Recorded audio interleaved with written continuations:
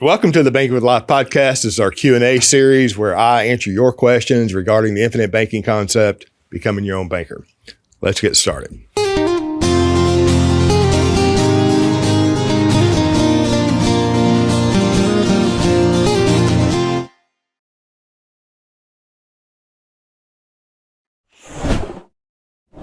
This question, James, this is from Jay. It's just an email. I really enjoy your show. Thank you. What is your thoughts on Roth 401K for W-2 employees? Keep the excellent work up. Thank you. Roth is better than traditional, right? And a W-2 employee. So the question is, what are your thoughts on Roth 401K for W-2 employees? Roth is better than traditional, right? Personally, I'd rather pay taxes in a known bracket and not kick the can down the road to an unknown bracket, right? So every situation is different. You know, the contributions to a 401k are pre-tax, but you've got a Roth 401k, so that doesn't even matter. So my thoughts on them are pretty neutral. The Roth 401k is better than the traditional IRA, but if I'm insurable, right, me personally, I'd rather have a life insurance policy, right? So I'm not telling anyone to stop their contributions or liquidate their qualified plans. You know, that's not me. Every case is different. You should work with a competent, qualified advisor. So when you have an educated advisor, an educated agent, with an educated consumer, that's where the solution is, okay? And then I'm going to revert right back to an episode that's coming up. I don't know what number it's going to be, but it'll be Jerry and Becky. And we kind of talk a little bit about that and what they did. So thanks for listening, Jay, and thank you for the question. On demystifying life insurance policy loans with the infinite banking concept. Now that was released in 2018. It's about a little under 2.5 minutes. And the question is the cash value the death benefit? Question mark, question mark, question mark, question mark, I think for emphasis. Dexter, listen. The cash value is the net present value of the death benefit minus future premiums. So whenever I graduate, that maybe I have a $50,000 in cash value, but $250,000 in face amount when I graduate. When I die, when I graduate, immediately that $50,000 turns into that death benefit. That death benefit is comprised of that cash value.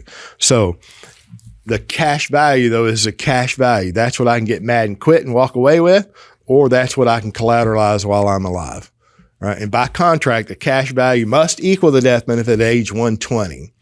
So it's distinctly different. The cash value is the cash value. The death benefit is the death benefit. In terms of today, I have access to the cash value. My people are going to enjoy the death benefit. Right. So I hope I'm clear on that. The cash value is not the death benefit. It is the net present value of the future death benefit minus future premium payments.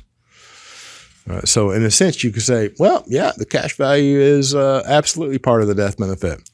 Right. But, you know, I kind of want to talk about this because I see and hear often that, you know, I'm borrowing against the death benefit. No, you're borrowing against the cash value. All right. So, but there is a distinction between the two, but there's an absolute relationship between the two as well. I hope that answers your question. And thank you for listening. Another question on the same video, demystifying life insurance policy loans, the infinite banking concept. What if you are already putting in the maximum premium, including the PUA? How can you put that extra interest, quote unquote, in as well?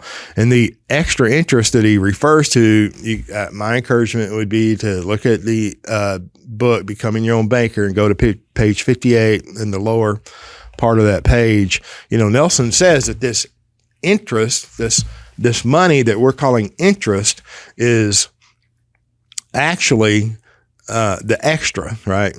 The extra interest that we're paying into the PUA is actually premium to the life insurance company, right?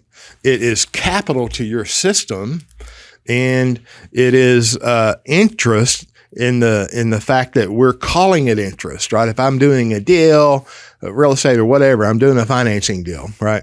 And I'm borrowing the insurance company's money at 5%, but let's say I paid off a 12% credit card. So if I'm going to be an honest banker, then I'm going to repay that loan at 12. So that differential of 7 in this case is the additional interest. It was interest to the credit card company, but now we're calling it interest to our, loan repayment, right? Well, the insurance company is going to receive 5% as an example. That additional 7 is then premium. If the policy is built to take that additional premium, right? We call it interest in the deal. It's premium to the life insurance company, and it's more capital to our system. So if you cannot pay that additional PUA into your policies, it may or may not be time to buy another policy, right? You can segregate that additional interest and you can have it in a segregated checking account, waiting on the sidelines to pay your next year's PUA premium. And then let me say this too, that premium is premium. If you're writing a check to the life insurance company, it's premium or a loan repayment.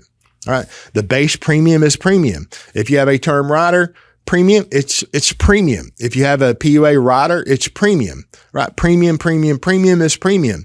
We get hung up sometimes on, well, I should be paying all PUA premium or I should be paying all base premium. It's all premium to the life insurance company, and that premium is distinctly separate from the loan repayment. Okay. These are fundamental. Great question. And I appreciate you asking that. This is a perennial question that continues to come up.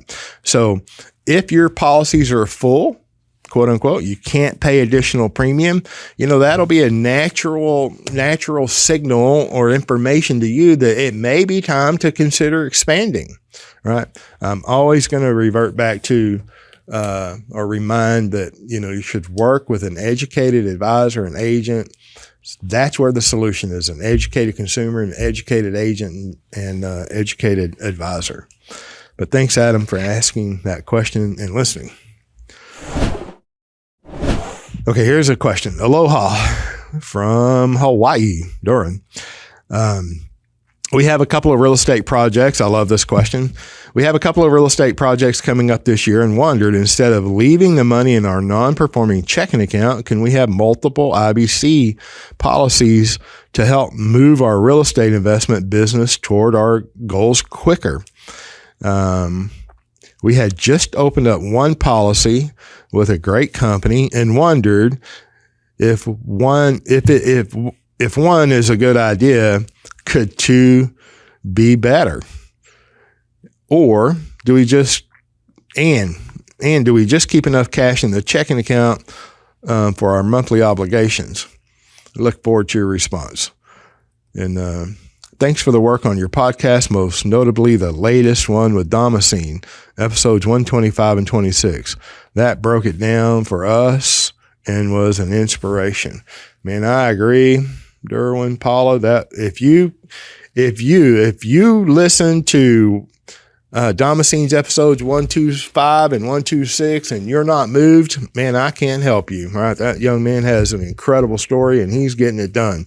And if just like, not want to say if he can do it, anybody can do it, but we can all do this. His story is incredible. And so I would encourage you to listen to that. As a matter of fact, we should probably link these videos and I'm talking on this Q&A in the notes. So, yes, one is generally better than two. Okay.